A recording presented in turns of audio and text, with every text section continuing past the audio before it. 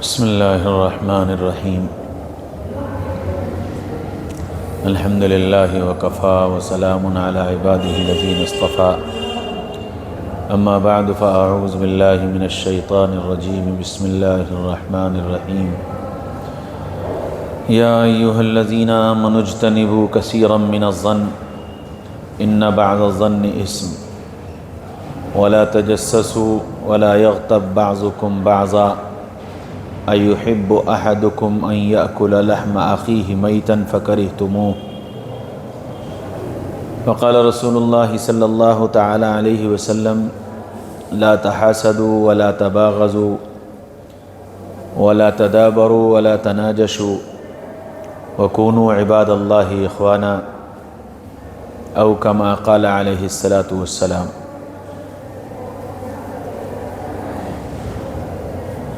اللہ تعالیٰ نے قرآن پاک کے اندر ہم کو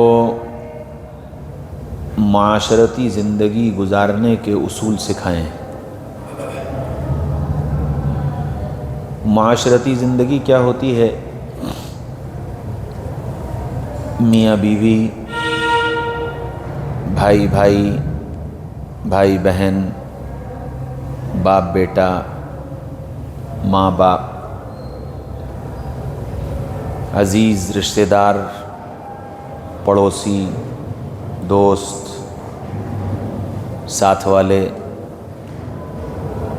ان سب کا مل کر ایک معاشرہ بنتا ہے۔ ان کے بیچ میں ہم کو کیسے رہنا ہے؟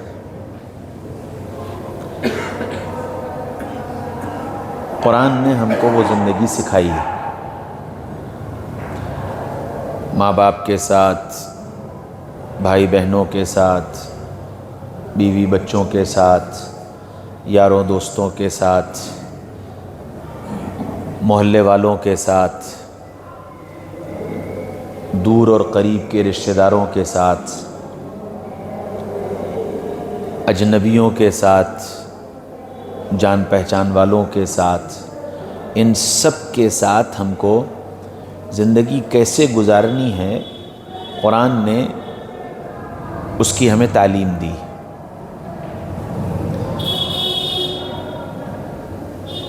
اور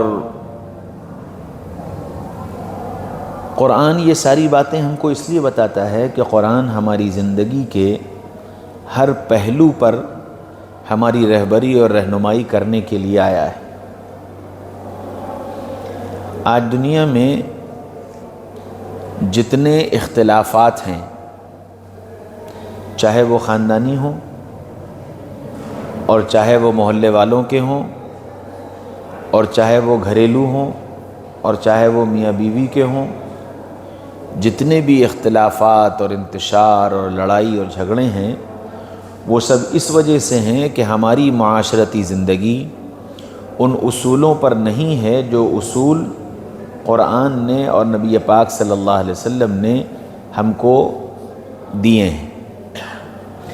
اگر میری اور آپ کی زندگی ان اصولوں پر آ جائے جو قرآن نے دیے اور جو محمد رسول اللہ صلی اللہ علیہ وسلم نے سکھائے، تو ہمارا معاشرہ ایک صالح معاشرہ بن جائے، خوبصورت معاشرہ بن جائے، جہاں چین ہو، سکون ہو، امن ہو، پیار ہو، محبتیں ہوں، ایسا معاشرہ بن جائے، جہاں دھوکہ نہ ہو، جہاں زیادتیاں نہ ہوں، جہاں ناانصافیاں نہ ہوں۔ اور جب کوئی معاشرہ ظلم سے، زیادتی سے، ناانصافیوں سے، دھوکے سے، جھوٹ سے، فریب سے، مکاریوں سے، حسد سے، ان سب چیزوں سے جب کوئی معاشرہ پاک ہو جاتا ہے تو وہ معاشرہ خوبصورت معاشرہ بن جاتا ہے۔ وہ معاشرہ زندگیوں کے اندر چین و سکون لانے والا معاشرہ بن جاتا ہے۔ چنانچہ قرآن نے ہم کو وہ معاشرہ بنانے کے لیے کچھ اصول بتائے ہیں کہ یہ معاشرہ کیسے بنے گا۔ تو فرمایا یا ایھا الذین آمنوا اجتنبوا کثیرا من الظن، اے ایمان والوں دوسروں کے بارے میں بہت زیادہ سوچا مت کرو. دوسروں کے بارے میں بہت زیادہ سوچا مت کرو، کیونکہ یہ سوچ جو ہوتی ہے وہ پہلے صرف سوچ ہوتی ہے، اور پھر سوچ کے بعد یہ اس آدمی کی طرف سے غلط خیالات پیدا کر دیتی ہے، جس کو بدگمانی کہتے ہیں. سوچ کو گمان کہتے ہیں، اور غلط خیالات اس سوچ کے مطابق ذہن میں بن جائیں، بیٹھ جائیں، یہ بدگمانی کہلاتی ہے. تو قرآن یہ کہتا ہے کہ ایمان والوں، سوچنے سے بھی بچو، کیونکہ جب سوچو گے تو اگلا قدم اٹھنے کا خطرہ ہے.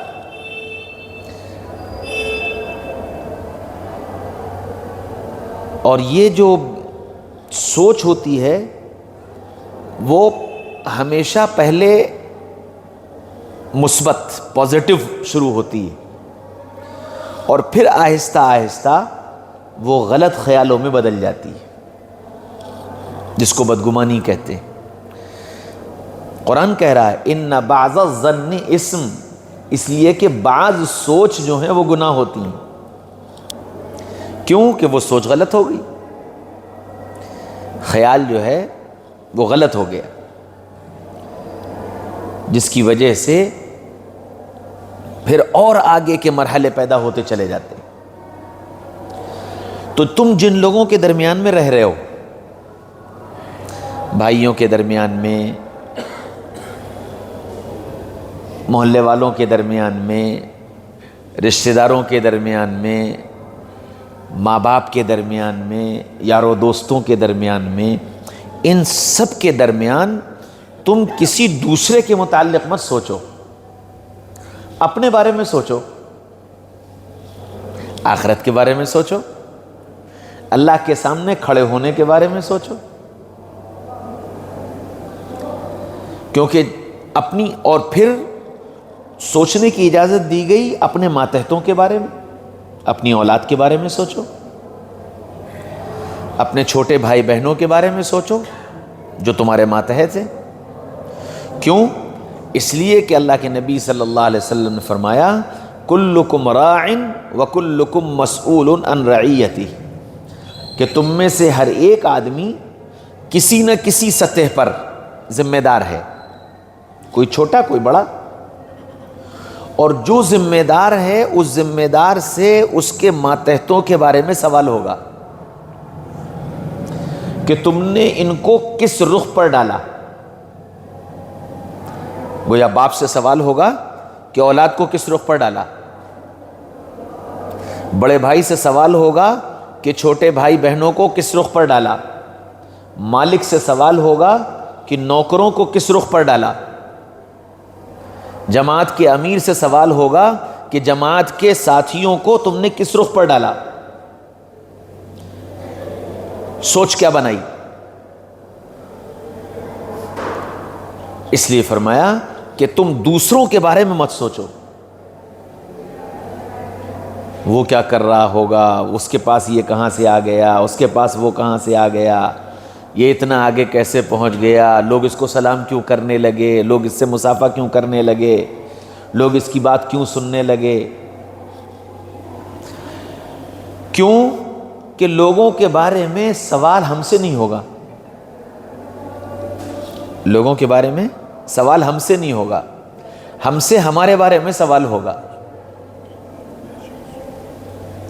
اچھا، جب آدمی سوچنا شروع کرتا ہے تو پھر سامنے والے کی غلطیاں نظر آتی ہیں، جس کے بارے میں بھی سوچو گے اس کی زندگی میں غور کرنا شروع کر دو. ظاہر بات ہے کہ ہر انسان کہیں نہ کہیں کچھ نہ کچھ تو اس کے اندر کمزوری غلطی ہے، اور یہ فطری ہے، کوئی بھی انسان کامل نہیں ہے. فرمایا الانسان مرکب من الخطأ والنسیان، کہ ہم نے انسان کو تیار ہی بھول اور غلطی سے کیا ہے. تو غلطی اور خطا یہ تو ہر انسان کے اندر موجود ہوگی، اور تم جس کے بارے میں سوچنا شروع کرو گے اس کی غلطیاں سامنے آ جائیں. ایک آدمی کے بارے میں تم سوچتے صاحب یہ صبح سے شام تک کیا کیا کرتے ہیں، اچھا یہ کرتے ہیں، یہ کرتے ہیں، یہ کرتے ہیں، یہاں جاتے ہیں، اس سے ملتے ہیں، اس سے ملتے ہیں، یہ بات کرتے ہیں، یہ بات کرتے ہیں، یہ کرتے ہیں، یہ کرتے ہیں، اوہو یہ کام غلط کرتے ہیں، اسی میں اس کی ایک غلط بات پر نگاہ پہنچ جائے گی۔ اچھا اب غلطی پر نگاہ پہنچ گئی تو پھر دو کام ہوں گے، اگر ہم مخلص ہیں اور اللہ کا ڈر ہے تو پھر ہم یہ چاہیں گے کہ اس آدمی کی یہ غلطی دور ہو جائے، اور اگر ہم مخلص نہیں ہیں اور ہمارے اندر کہیں اس کے لیے غلط سوچ بن گئی ہے کہ اس کو گرانا ہے، اس کو ذلیل کرنا ہے، اس کو بدنام کرنا ہے، تو وہ جس غلطی پر ہماری نگاہ گئی تھی ہم اس کو لوگوں سے بیان کرتے پھریں گے۔ اسی وجہ سے ایک اللہ والے نے فرمایا کہ ہماری غلطی ہم سے کہو، ہماری غلطی ہم سے کہو، اس غلطی کو ہمیں ٹھیک کرنا ہے، دوسرے کو نہیں۔ ہماری غلطی ہم سے کہو، اس غلطی کو ہمیں ٹھیک کرنا ہے، دوسرے کو نہیں۔ ہماری غلطی ہم سے کہو گے تو نصیحت بنے گی، اور ہماری غلطی دوسرے سے کہو گے تو غیبت بنے گی۔ ہماری غلطی پر ہم کو نصیحت کرو گے تو ثواب ملے گا، اور ہماری نصیحت پر دوسرے سے کہو گے تو عذاب ملے گا۔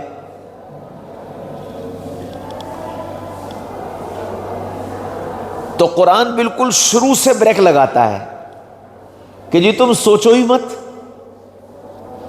جب سوچو گے تب یہ سارے مرحلے آئیں گے، تو سوچو ہی مت، کسی کے بارے میں مت سوچو۔ اجتنبوا من الظن، اپنے کو اس گمان اور سوچ سے بچاؤ۔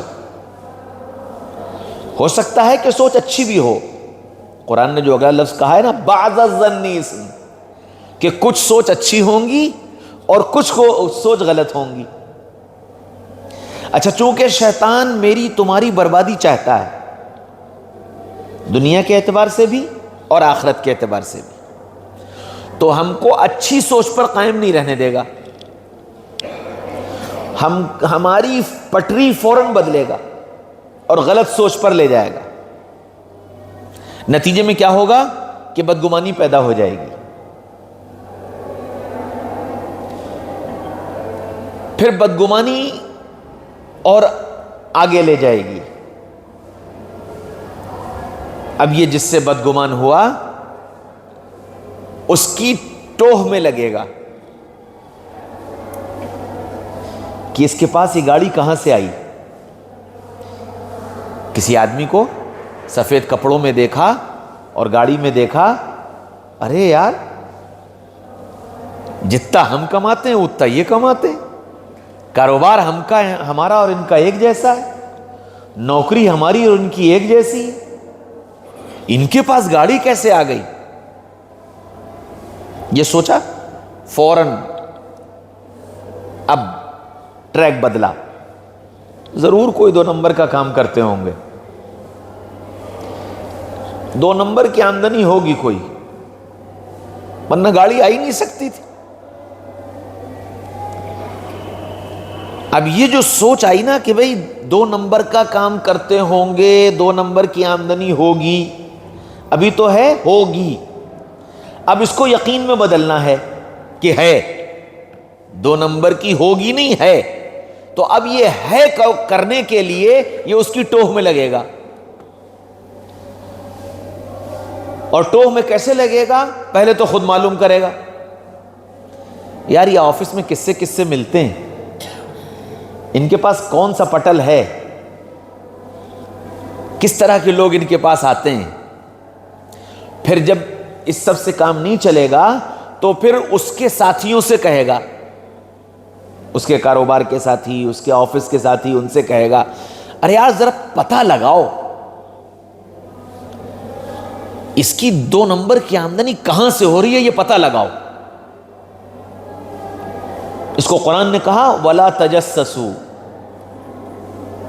کہ ایک دوسرے کی ٹوہ میں مت لگو، کہاں سے آ رہا ہے، کیسے کر رہا ہے، کیا کر رہا ہے، کیوں؟ ہم سے نہیں پوچھا جائے گا۔ وہ اگر حرام کے راستے سے کما رہا ہے تو وہ اس کا جواب اللہ کے ہاں دے گا، ہم سے اس کا سوال نہیں ہوگا۔ اچھا، اب جب یہ اس کی ٹوہ میں لگ گیا تو ظاہر بات ہے کچھ نہ کچھ پتا چلے گا، اب وہ سچ پتا چلے یا جھوٹ پتا چلے۔ تو جیسے ہی اس کو پتا چلے گا پھر یہ محلے میں، ملنے جلنے والوں میں، ساتھ بیٹھنے والوں میں اس کو بیان کرے گا، ارے میں نے سب پتہ لگا لیا، میں نے سب پتہ لگا لیا، امریکہ سے آ رہا ہے،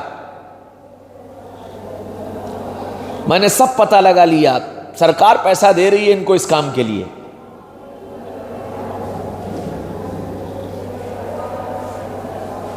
اب کیا ہوا کہ اب یہ تیسرا قدم ہو گیا جو قرآن نے منع کیا، وَلَا يَغْتَبْ بَعْضُكُمْ بَعْضًا۔ دیکھو غیبت مت کرنا۔ پتہ یہ چلا کہ سوچ غلط خیال میں بدلے گی، غلط خیال جاسوسی میں بدلے گا، جاسوسی غیبت میں بدلے گی، اور یہ غیبت اس کی دنیا اور آخرت دونوں کو تباہ و برباد کر دے گی۔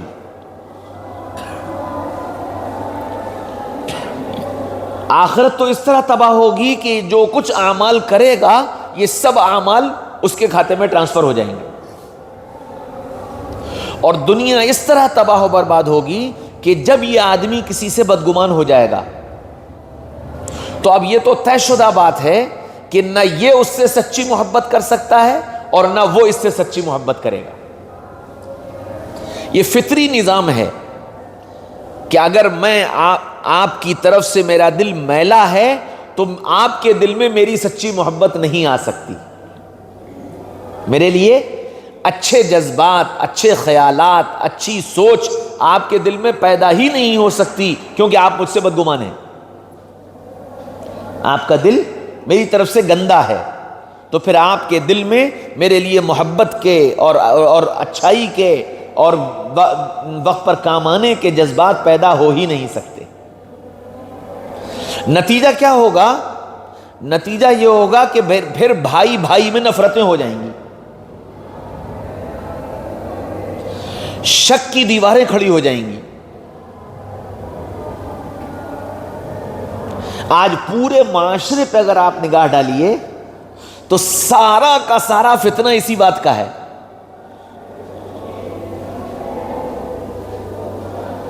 سارا کا سارا فتنہ صرف اسی بات کا ہے، اس کے پاس یہ کیسے آ گیا، میرے پاس یہ کیوں نہیں ہے، یہ اتنا آگے کیسے بڑھ گیا، میں کیوں نہیں بڑھ پایا۔ بس اسی پر پھر ساری عمارت بنتی چلی جاتی ہے، اور پھر محبتیں نفرتوں میں، دوستیاں دشمنیوں میں بدل جاتی ہیں۔ معاشرے کو اگر اچھا بنانا ہے تو سب سے پہلا کام یہ کہ اپنی سوچ اچھی بنا لو۔ ہر فرد، مرد بھی، عورت بھی، بڑا بھی، چھوٹا بھی،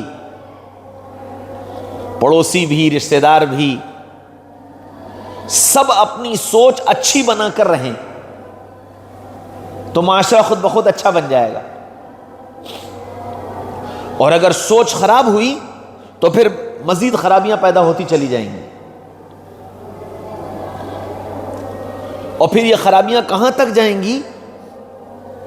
پورے معاشرے کو تباہ و برباد کر دیں گی۔ یعنی معاشرہ ایسا بن جائے گا کہ ایک آدمی دوسرے پر اعتماد کر ہی نہیں سکے گا۔ اور آج دیکھ لو آپ، باہر والا تو دور کی بات، سگے بھائیوں پر اعتماد نہیں ہے، سگے بھائیوں پر اعتماد نہیں ہے، پتہ نہیں کل کیا ہو جائے۔ باپ کو بیٹے پر اعتماد نہیں ہے۔ ایک صاحب بڑی جائیداد ان کے پاس اور بہت قیمتی جائیداد، ان کی 2 بیویاں اور 3 بچے، ایک بیوی سے 1 بچہ اور ایک بیوی سے 2 بچے. ہمارا تعلق تھا ان سے. بیمار ہوئے وہ. ہم نے ان سے کہا کہ آپ اپنی اس جائیداد کو اپنے سامنے اپنی اولادوں کے درمیان تقسیم کر دو، ورنہ آپ کے بعد بڑے مسائل کھڑے ہو جائیں گے. وہ مجھ کو الٹا سمجھانے لگے. 2-2.5 گھنٹے میں نے انہیں سمجھایا اور شریعت اور قرآن اور سنت کی روشنی میں سمجھایا. جب ساری باتیں میں نے کہہ دیں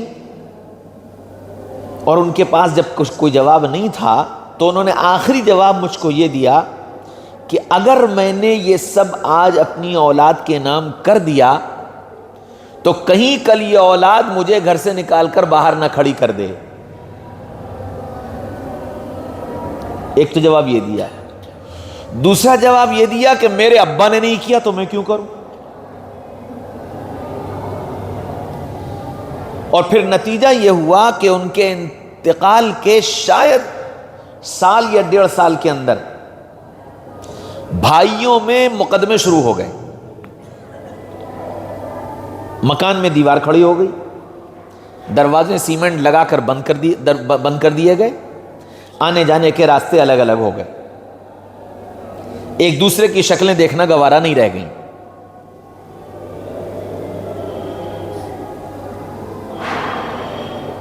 تو باپ کو اولاد پر اعتماد نہیں. اور یہ سارا کا سارا نقصان صرف اسی بات کا ہے کہ سوچ بگڑی، نیت بگڑی. ہر آدمی اس سوچ کے ساتھ جینے لگا کہ مجھ کو میرا حق ملنا چاہیے. ہر آدمی اس سوچ کے ساتھ جینے لگا کہ مجھ کو میرا حق ملنا چاہیے، اور یہ اس کے ذہن سے نکل گیا کہ مجھے بھی کسی کا حق ادا کرنا چاہیے.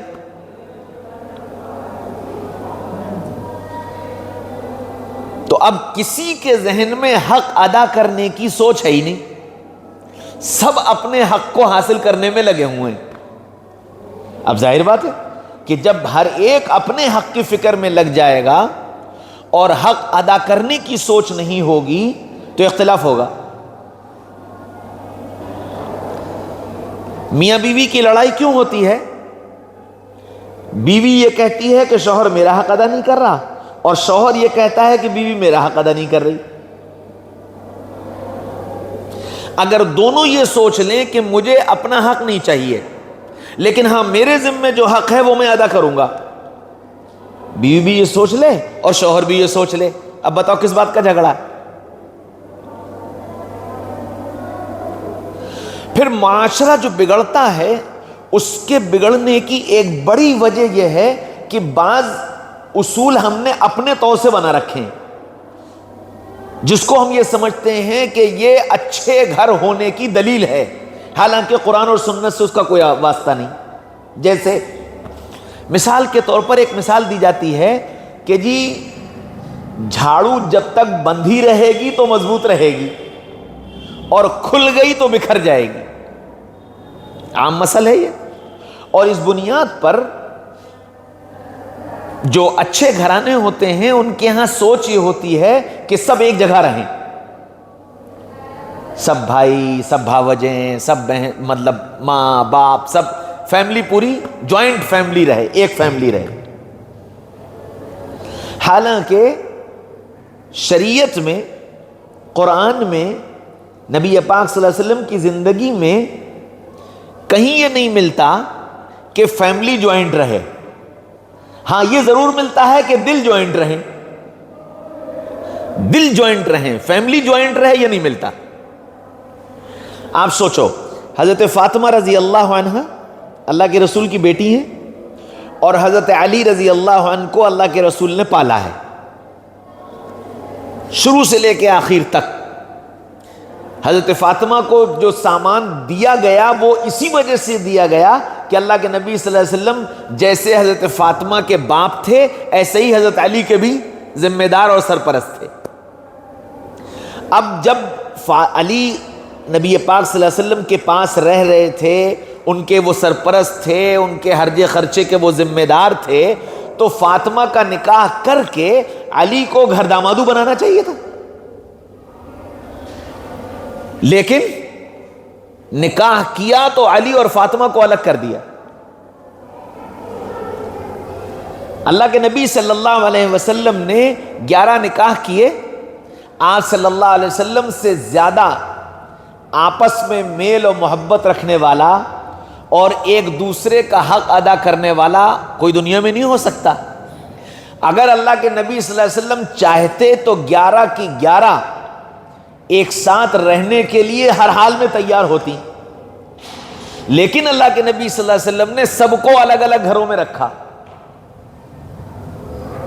اور جوائنٹ فیملی اگر اللہ کے نبی صلی اللہ علیہ وسلم کی تعلیمات میں مقصود ہوتی تو پھر جیسے ماں کا حق بتایا، جیسے باپ کا حق بتایا، جیسے بیوی کا حق بتایا، جیسے اولاد کا حق بتایا، جیسے بھائی کا حق بتایا، جیسے بہنوں کا حق بتایا، ایسے ہی پھر ساس کا بھی حق بتایا جاتا، سسر کا بھی حق بتایا جاتا، دیور کا بھی حق بتایا جاتا، دیورانی کا بھی حق بتایا جاتا، جیٹھ کا بھی حق بتایا جاتا، جٹھانی کا بھی حق بتایا جاتا، سالے کا بھی حق بتایا جاتا، سالی کا بھی حق بتایا جاتا۔ شریعت میں، قرآن میں، حدیث میں ان سب کے کہیں کوئی حقوق نہیں بتایا گیا کہ جس تمہارے ذمے ان کے بھی حق ہیں۔ معلوم یہ ہوا کہ نکاح کے بعد میاں اور بیوی کو آزادانہ زندگی گزارنے کا موقع دیا جائے۔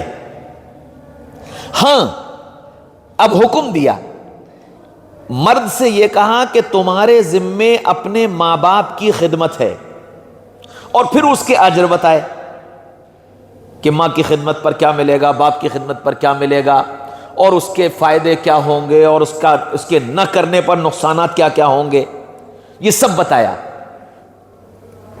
بیوی سے یوں کہا کہ تمہارے ذمے اب ماں سے زیادہ، باپ سے زیادہ شوہر کی بات کا ماننا ہے، یہ بیوی سے بتایا۔ ہاں، اب پھر یوں کہا کہ اب یہ تمہارے اخلاق کی خوبصورتی ہے کہ تم اپنی بیوی کو اپنے اخلاق سے ایسا اپنا گرویدہ بنا لو کہ وہ تمہارے لوگوں کو اپنا سمجھ کر ان کی خدمت کرنا اپنی سعادت سمجھے۔ حق نہیں ہے اس کا، حق نہیں ہے اس کا کہ وہ تمہاری ماں کی خدمت کرے، حق نہیں ہے اس کا کہ وہ تمہارے باپ کی خدمت کرے، یہ حق تو میرا ہے کہ میں اپنے ماں باپ کی خدمت کروں۔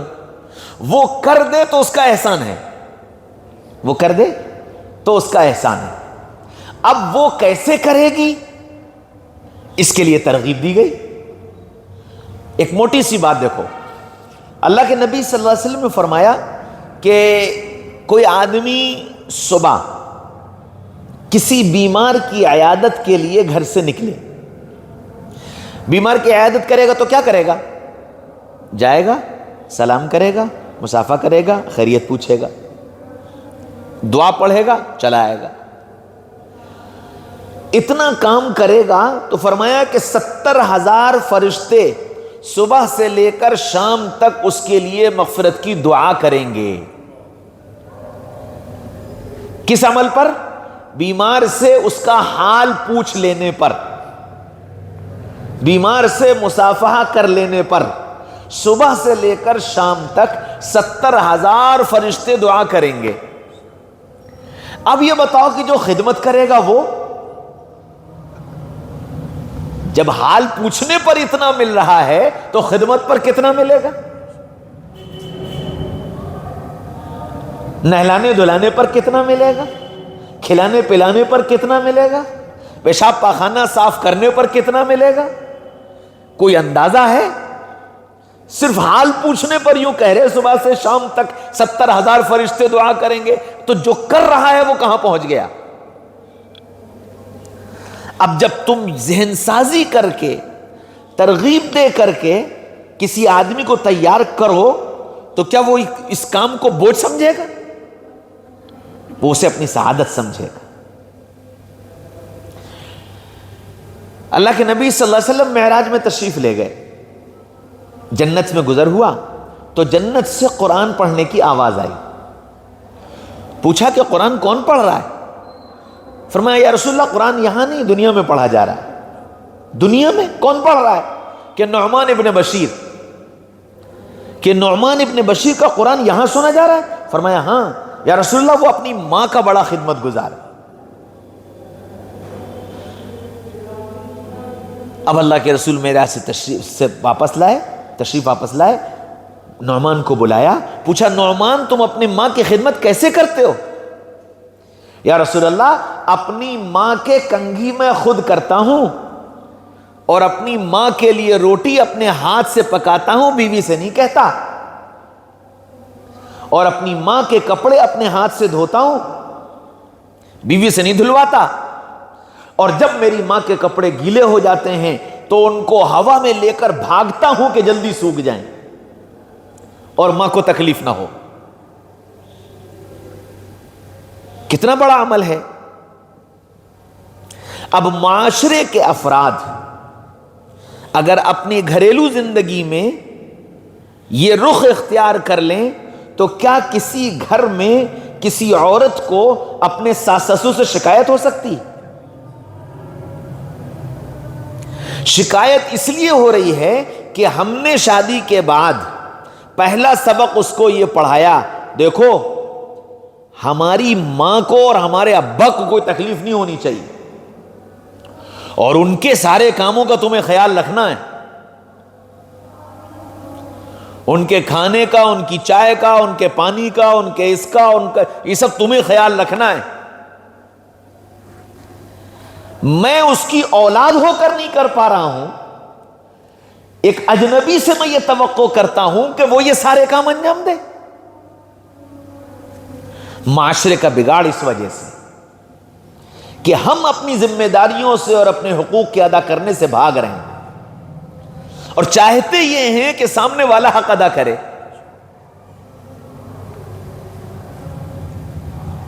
ہمارے ذمے ہے کہ ہم اس کام کو انجام دیں، اور پھر ہمارے ان سارے کاموں کے کرنے میں وہ ہماری جتنی مدد کر دے ہم اس پر احسان مانیں، ہم اس کی دلجوئی کریں، اس کی ہمت بڑھائیں کہ اللہ تمہیں جزائے خیر دے، تمہاری وجہ سے بڑی مجھے آسانی ہے، تم بڑی میری مدد کر دیتی ہو۔ اس کی دلجوئی کرنا، اس کا احسان ماننا کہ میرے اوپر احسان ہے تمہارا ہی، اور میں تمہارے اس احسان کا بدلہ نہیں دے سکتا۔ آپ یہ چند بول بول کے تو دیکھو۔ پھر ماں باپ کی بھی ذمہ داری یہ ہے کہ وہ ماں باپ اگر اس کی بہو ان کی خدمت کر رہی ہے تو وہ ماں باپ اس بہو کو بے انتہا محبتوں کے ساتھ اور بے انتہا دلجوئی کے ساتھ اپنے گھر میں اس کو رکھیں کہ بیٹا اللہ تمہیں جزائے خیر دے، تمہاری ذمہ داری نہیں تھی، تم اتنا کر دیتی ہو، اللہ تمہیں خوش رکھے، اللہ تمہیں آباد رکھے، اللہ تمہاری تمناؤں سے زیادہ تمہیں دے دے۔ یہ چند جملے ہوتے ہیں جو دلوں کو جیت لیا کرتے ہیں، جو گھر کی زندگیوں کو خوبصورت بنا دیا کرتے ہیں۔ آج ہم نے اپنے گھروں کو خود جہنم بنا لیا ہے اپنے طعنوں کی وجہ سے، اپنے طنز کی وجہ سے۔ بہو کو تانے، بیٹے کو تانے، بیوی کو تانے، بیوی پر طنز، سسرال والوں پر طنز، جس کے نتیجے میں اچھے خاصے گھر جہنم بن گئے، جبکہ ہم اسی گھر کو نہایت خوبصورت بنا سکتے تھے صرف اپنے زبان کے بول سے اور اپنی ذمہ داری کی ادائیگی سے، کہ ہم اپنی ذمہ داری پوری کرتے کہ میرے ذمہ یہ کام ہے، یہ مجھے کرنا ہے۔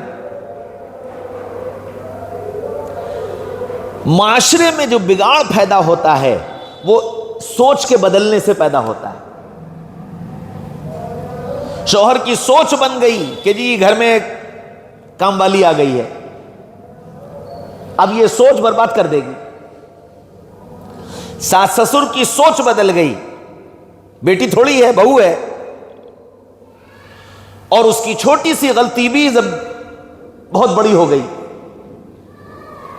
اور اس کا بہت اچھا کام بھی بے حیثیت ہو گیا۔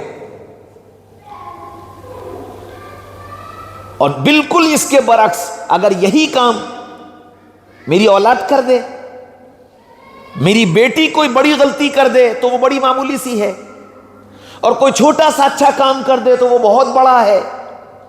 جب یہ انصاف کے ترازو بدل جاتے ہیں تو پھر گھروں کی زندگیاں جہنم بن جاتی ہیں۔ اس لیے اس قرآن نے سب سے پہلی جو روک لگائی ہے وہ غلط سوچ پر لگائی ہے کہ سوچ مت بدلو، اچھی سوچ بناؤ، کسی کے بارے میں غلط گمان مت لگاؤ۔ آج گھر کے اندر جو فساد شروع ہوتا ہے وہ یہاں سے کہ بہت دیر سے اٹھی، اماں نے کچھ سکھایا ہی نہیں۔ ارے بھائی، نیند اس کو آ رہی ہے،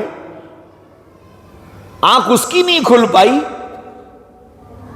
اور الزام اماں پر، الزام ابا پر، الزام اس کے گھر والوں پر۔ یہی بدگمانی ہے۔ قرآن اسی چیز سے روکتا ہے کہ اپنے معاشرے کو اچھا بنانا چاہتے ہو، گھر سے شروع کرو، گھر سے شروع کرو، اپنی سوچ اچھی بناؤ۔ پھر یاروں دوستوں کے بیچ میں بیٹھو، اب وہاں بھی اپنی سوچ اچھی رکھو، کسی سے بدگمان مت ہو۔ کسی کے متعلق اگر کوئی خیال تمہارے دل میں آئے تو براہ راست اس سے معلوم کرو، میرے دل میں یہ بات آ رہی ہے، یا مجھ سے کسی نے یہ بات کہی ہے، معاملہ کیا ہے، وہ وہیں ختم ہو جائے گا۔ اور اگر اس بات کو صاحب معاملہ سے نہ کیا، دوسروں سے کرنے لگے تو پھر یہ بہت آگے تک چلی جائے گی، اور آپس کی دوستیاں دشمنی میں بدل جائیں گی۔ اس لیے فرمایا کہ گمان مت لگاؤ، کیونکہ یہ گمان غلط خیالوں میں اور بدگمانی میں بدل جائیں گے، اور جب انسان کسی سے ایک مرتبہ بدگمان ہو جاتا ہے پھر اس کے لیے وہ سچا اور مخلص نہیں ہو سکتا۔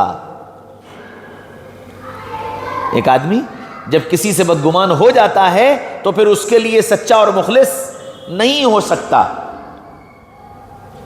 اور یہی وجہ ہوتی ہے کہ جب آدمی کو مخلص دوست نہیں ملتے، سچے دوست نہیں ملتے، تو یہ اپنا درد کسی سے بیان نہیں کر سکتا، اور پھر اس کا نتیجہ ڈپریشن کی شکل میں ظاہر ہوتا ہے۔ آج دنیا کا سب سے بڑا اور تعداد کے اعتبار سے اور سب سے زیادہ خطرناک مرض اگر کوئی ہے تو ڈپریشن ہے، جس کا کوئی علاج نہیں، کسی ڈاکٹر کے پاس، کسی حکیم کے پاس، کسی کے پاس ڈپریشن کا علاج نہیں، کیونکہ ڈپریشن تو ہم نے خود پیدا کیا ہے، بد اعتمادی پیدا کر کے، کہ نہ ہم نے کسی پر اعتماد کیا اور نہ کسی کو اپنے اوپر اعتماد کرنے دیا۔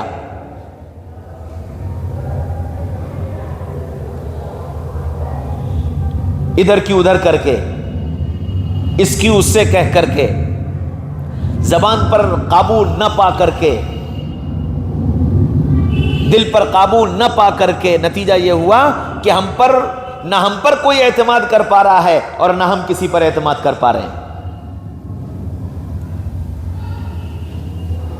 آدمی کی زندگی، ہر انسان کی زندگی میں حالات آتے ہیں اور اونچ نیچ آتی ہے، یہ اپنے اس حال کو اور اپنی اس اونچ نیچ کو اگر کسی سے کہہ لیتا ہے تو اس کا دل ہلکا ہو جاتا ہے، اور اگر یہ کسی سے کہہ نہیں پاتا، یہ ڈر رہا ہے کہ میں نے اس سے کہا، ایسا نہ ہو کہ یہ اور لوگوں سے جا کر کہہ دے،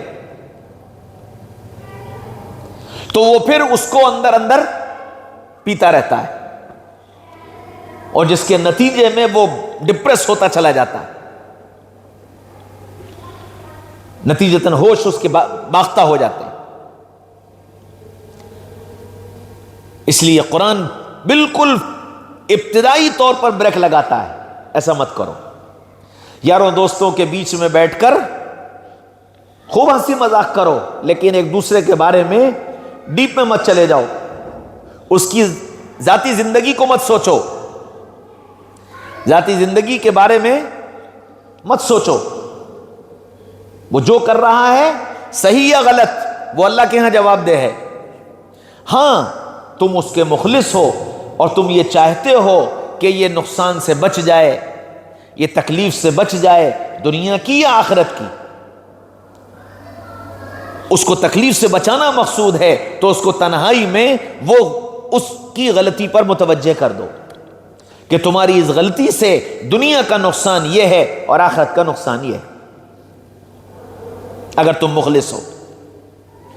اور ایسی محبت کے ساتھ کہو، یوں سمجھ کر کے کہ یہ آدمی مجھ سے کہیں زیادہ قیمتی ہے، مجھ سے کہیں زیادہ قیمتی ہے اور مجھ سے کہیں زیادہ اچھا ہے، اس کی یہ کمی اگر دور ہو جائے گی یہ تو بہت آگے چلا جائے گا، بہت آگے چلا جائے گا۔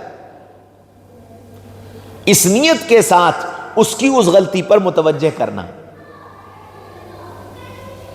جب آپ اس نیت کے ساتھ کسی کو اس کی غلطی پر متوجہ کرو گے، تمہارا اس کی غلطی پر متوجہ کرنا اس کے دل میں تمہاری محبت کو اور بڑھا دے گا،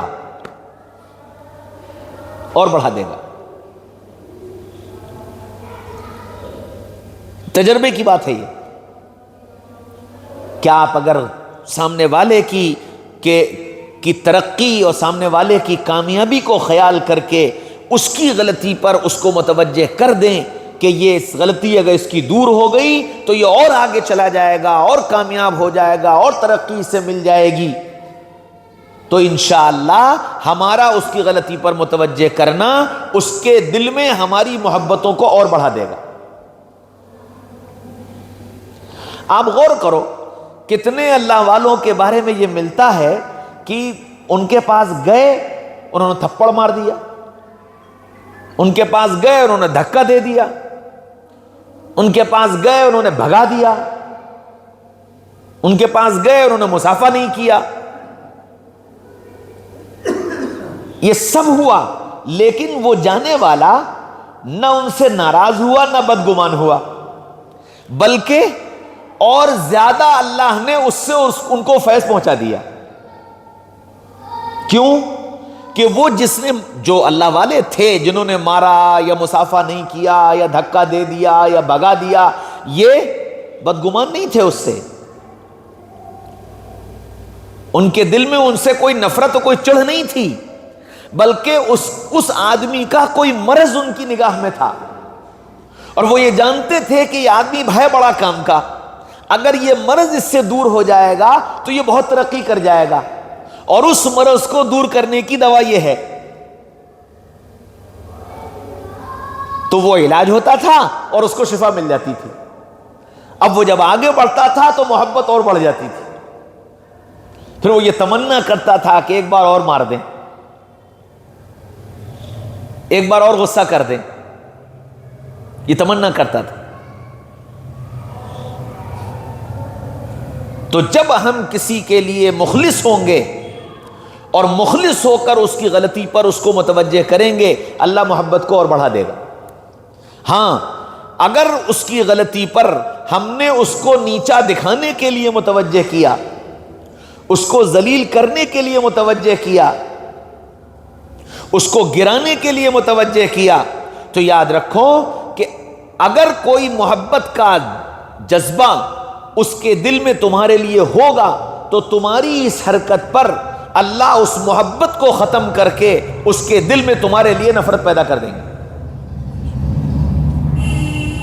ایک تو یہ نقصان ہوگا، دوسرا نقصان یہ ہوگا کہ جس غلطی پر تم نے اس کو یہ سوچ کر ٹوکا ہے کہ میں اس غلطی پر اسے ٹوک دوں تو یہ ذلیل ہو جائے گا، میں اس غلطی پر اس کو ٹوک دوں تو یہ لوگوں کی نگاہ سے گر جائے گا۔ جس غلطی پر تم نے یہ سوچ کر ٹوکا ہے، تم کو موت نہیں آئے گی جب تک کہ تم خود اس غلطی میں مبتلا نہ ہو جاؤ۔ ہاں، موت نہیں آئے گی جب تک کہ تم خود اس غلطی میں مبتلا نہ ہو جاؤ۔ اس لیے معاشرے کو اچھا بنانا اگر ہے تو ہم کو قرآنی اصول پر آنا پڑے گا کہ ہم اپنی سوچ اچھی بنائیں۔ محلے والوں کے بیچ رہ رہے ہیں، آپ سوچو کہ جناب رسول اللہ صلی اللہ علیہ وسلم نے کتنا محلے میں آس پڑوس والوں کے ساتھ رہنا سکھایا تھا۔ فرمایا کہ اپنی دیوار میں کیل ٹھوکنے سے پہلے یہ پتہ کر لو کہ تمہارا پڑوسی سو تو نہیں رہا ہے۔ اپنی دیوار میں کیل ٹھوکنے سے پہلے یہ پتہ کر لو کہ تمہارا پڑوسی سو تو نہیں رہا ہے۔ کیوں؟ ہو سکتا ہے کہ تمہاری ٹھک ٹھک سے اس کی نیند کھل جائے اور یہ اس کی تکلیف کا سبب بنے۔ پھر فرمایا کہ تمہارے پڑوس میں جو رہتا ہے اگر وہ بھوکا ہے تو اس کو کھانا کھلانا تمہاری ذمہ داری ہے، اگر وہ ننگا ہے تو اسے کپڑا پہنانا تمہاری ذمہ داری ہے، اس کی بچیوں کی عزت عصمت کی حفاظت اسی طرح تمہارے ذمہ ہے جس طرح تم اپنی بچیوں کی عزت اور عصمت کی حفاظت کرتے ہو۔ حکم دیا گیا۔ حضرت عائشہ رضی اللہ عنہ فرماتی ہیں کہ اللہ کے نبی پڑوسی کے اتنے حقوق بتاتے تھے کہ ہم کو تو یہ لگنے لگا کہ میراث میں بھی اس کو حقدار بنا دیں گے۔ یہ کیوں تھا؟ تاکہ معاشرہ اچھا بنے، چین و سکون ہو۔ حضرت عبداللہ بن مبارک رحمۃ اللہ علیہ کے پڑوس میں ایک یہودی رہتا تھا۔ اس یہودی نے اپنا مکان بیچنے کے لیے اعلان کروایا۔ گاہک آئے، میں نے کہا جی مکان کتنے کا ہے؟ کہنے لگے 2 لاکھ دینار۔ کہنے لگے بھائی جس علاقے میں تم رہتے ہو، جو تمہارے مکان کی کنڈیشن ہے اور جتنے تمہارے مکان کی جگہ ہے، مارکیٹ ریٹ کے اعتبار سے اس مکان کی قیمت 1 لاکھ دینار سے زیادہ نہیں ہے، تم نے اکٹھے 2 لاکھ رکھ دیے۔ کہنے لگا کہ بات بالکل صحیح ہے تمہاری، میرے مکان کی قیمت تو 1 لاکھ دینار ہی ہے، کہ پھر 2 لاکھ کیسے؟ کہ 1 لاکھ دینار میرے مکان کی قیمت اور 1 لاکھ دینار عبداللہ ابن مبارک کے پڑوس کی قیمت، کہ میں تم کو ایسا پڑوسی دے کر جا رہا ہوں جو تم کو 1 لاکھ دینار میں بھی نہیں ملے گا۔ تو ہم کو ایسا پڑوسی بننا سکھایا گیا۔ اب معاشرے میں اگر ایسے پڑوسی رہتے ہوں تو پھر بتاؤ لڑائی جھگڑے کس بات کے؟ پھر معاشرے میں بگاڑ کس بات کا؟ جب تک معاشرے میں اس طرح کی سوچ موجود تھی تو کوئی پڑوسی ہمارے بچے کو اگر ڈانٹ دیتا، مار دیتا تو ہم اس کا احسان مانتے تھے کہ اللہ تمہیں جزائے خیر دے، تم نے میرے بچے کو غلط کام سے بچا لیا۔ آج کوئی ہمارے بچے کو ذرا ہاتھ تو لگا دے، ہاتھ لگانا تو دور کی بات، خالی گھور کے دیکھ بھر لے کہ جو تم نے میرے بچے کو آنکھ کیسے دکھائی۔ ہمارے دادا کے ایک مرید تھے، یونس چچا ہم لوگوں نے کہا کرتے تھے، انتقال ہو گیا، یہیں قریب میں رہتے تھے لوہار گلی میں۔ تو شروع سے ہمارے دادا سے وہ بیعت تھے، تو کوٹلے محلے میں ہم لوگ جب رہتے تھے تب سے وہ ہم لوگوں کو جانتے تھے۔ اچھا وہ چونکہ چوڑی بیچنے کا چل پھر کر کے کام کیا کرتے تھے تو ہر وقت وہ اپنا بازار میں رہا کرتے تھے۔ اچھا کہیں بھی ہم لوگ آئیں جائیں تو وہ اپنا دیکھ لیتے تھے، اور جہاں کوئی غلط کام کرتے وہ انہوں نے دیکھا سیدھے آیا اور آ کر کے ابی سے بتا دیا کہ آج ایوبی یہ کر رہے تھے، آج صوفی یہ کر رہے تھے. تو ہم لوگ ان سے بہت چڑھتے تھے کہ ان کو پتہ نہیں کیا مزہ آتا ہے چغل خوری، جہاں کہیں دیکھ لیا آ کر کے بتا دیا. ایک دن مدرسے سے پڑھ کر کے لوٹ رہے تھے، گرمی تھی بہت، رکشے کے پیسے ملتے تھے رکشے سے آنے جانے کے. تو ہم لوگوں نے، دونوں بھائیوں نے کہا کہ آج رکشے سے نہیں جائیں گے، آج پیدل چلیں گے اور برف کی چسکی لے لیتے ہیں. تو وہ چسکی لے کر راستے میں کھاتے ہوئے آ رہے تھے. انہوں نے کہیں دیکھ لیا اور ہمارے گھر پہنچنے سے پہلے آ کر کے کہہ دیا کہ وہ آج بچے جو ہے وہ سڑک پہ چسکی کھا رہے تھے. اب گھر آئے تو کلاس لگ گئی کہ بھئی تمہیں کھانا تھا تو گھر لے کے آنا چاہیے تھا، سڑک پہ کھانے کا کون سا تو لیکن اللہ تعالیٰ انہیں جزائے خیر دے، بہت محبت کرتے تھے.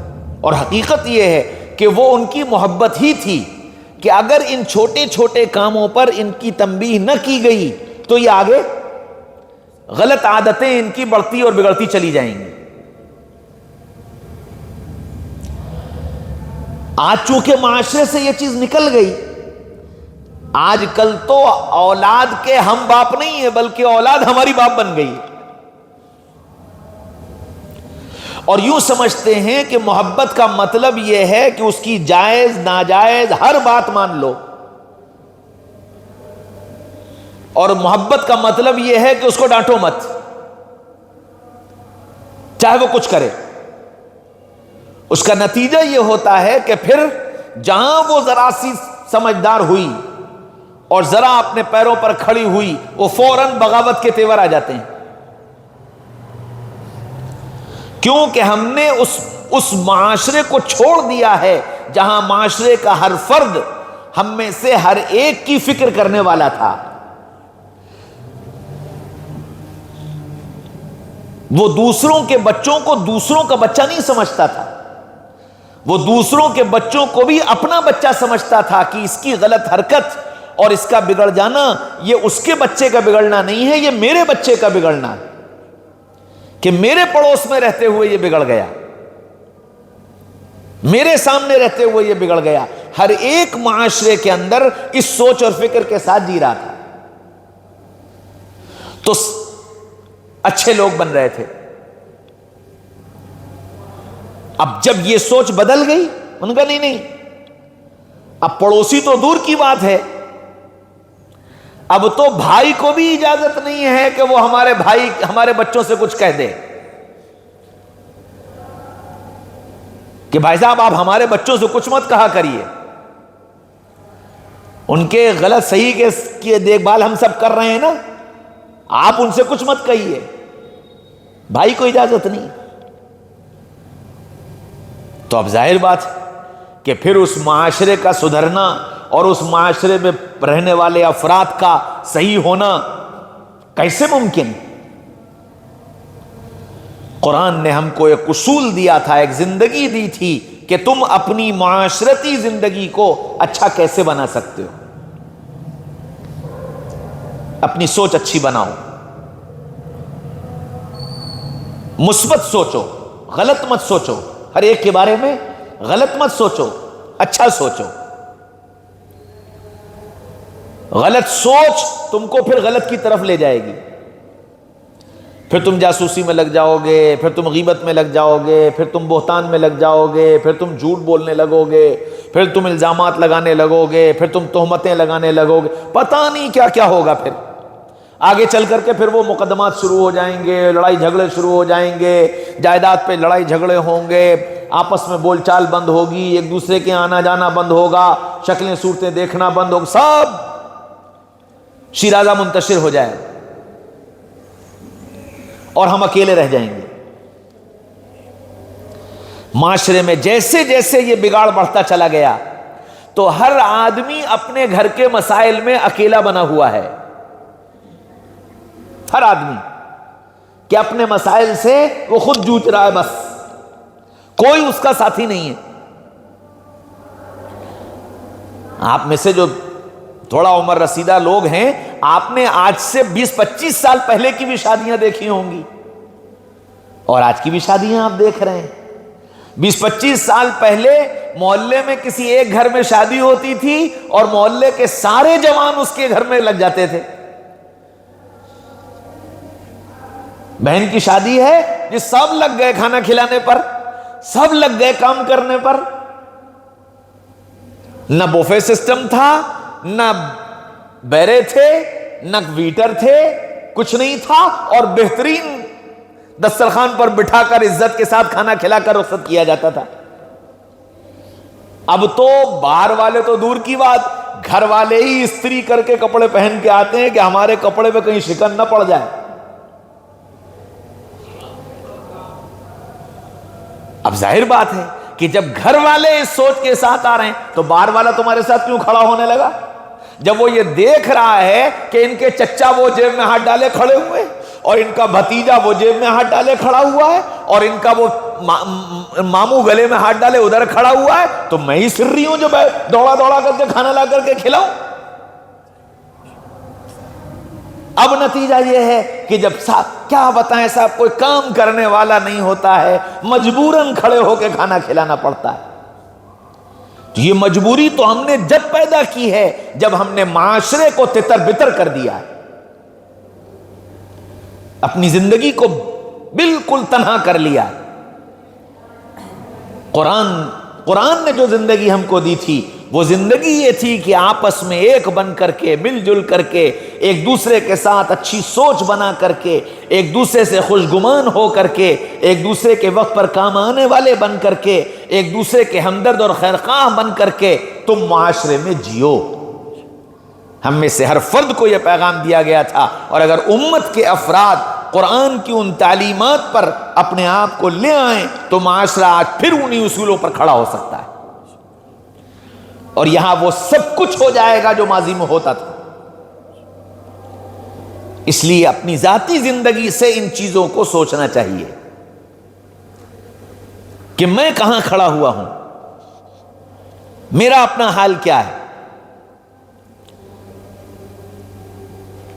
اگر میں اپنے آپ کو ان ساری چیزوں سے پاک صاف کر لوں کہ میں کسی کے بارے میں بدگمان نہ ہوں, میں کسی کی فکر میں نہ لگوں, میں کسی کی غیبت نہ کروں, میں کسی سے اپنے حق کا مطالبہ نہ کروں, جس کا حق میرے ذمے میں ہے میں اس حق کو ادا کر دوں, میں اپنی ذات سے اس کام کو شروع کر دوں, اور اسی کی ذہن سازی جو میرے ماتحت ہیں ان کو میں ان کی یہ ذہن سازی میں کرنے لگوں, ان کو یہ سمجھاؤں کہ قرآن نے ہم کو یہ زندگی دی, قرآن نے ہم کو یہ سکھایا ہے, یہ بتایا ہے.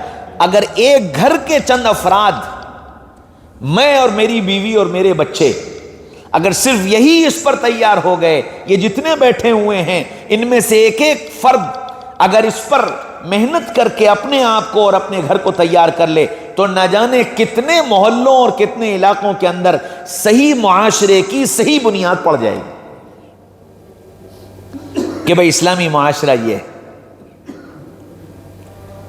آنے والوں کے ساتھ, اجنبیوں کے ساتھ, ہاں مسافروں کے ساتھ, ساتھ رہنے والوں کے ساتھ, ہر وقت کے یاروں دوستوں کے ساتھ, ان سب کے ساتھ ہم کو زندگی کیسے گزارنی. قرآن نے سکھایا ہے, اس کو سیکھا جائے, سیکھ کر کے اپنی زندگی کو اس طرح بنایا جائے, انشاءاللہ بہت آگے تک چلے جائیں گے. اس لیے ہم سب اس کی نیت بھی کریں اور کوشش بھی کریں کہ ہمارا معاشرہ اچھا بنے. دیکھو ہماری عبادات بہت تھوڑی سی ہیں, بہت تھوڑی سی ہیں. 5 وقت کی نماز, رمضان کا روزہ, سال میں 1 مرتبہ زکوٰۃ, زندگی میں 1 مرتبہ حج, یہ تھوڑی سی عبادات ہیں.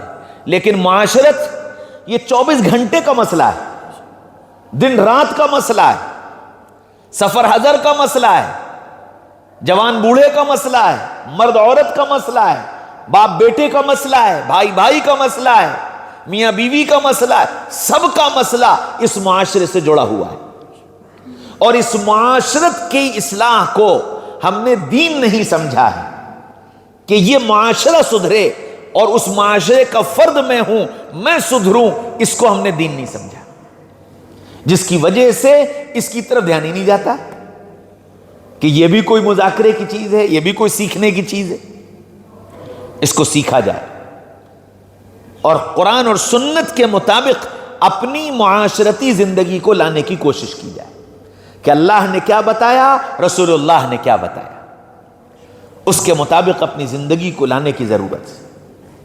یہ بات خوب اچھی طرح ذہن میں رکھیے گا، میں نے جو بات کہی تھی کہ جوائنٹ فیملی کا تذکرہ نہیں ہے لیکن جوائنٹ قلوب کا تذکرہ ہے۔ دل ملے رہنے چاہیے، دلوں میں محبت ہونی چاہیے، دلوں میں ایک دوسرے کی قدردانی ہونی چاہیے، دلوں میں ایک دوسرے کے وقت پر کام آنے کا جذبہ ہونا چاہیے۔ یہ ساری چیزیں بے انتہا ضروری ہیں۔ یہ دل کا ٹوٹ جانا جھاڑو کا بکھر جانا ہے، دل کا جڑے رہنا جھاڑو کا بندھا رہنا ہے۔ مفہوم غلط سمجھ لیا گیا کہ جسموں کے جڑے رکھنے کو ہم یہ سمجھتے ہیں کہ جی جھاڑو بندھی ہوئی،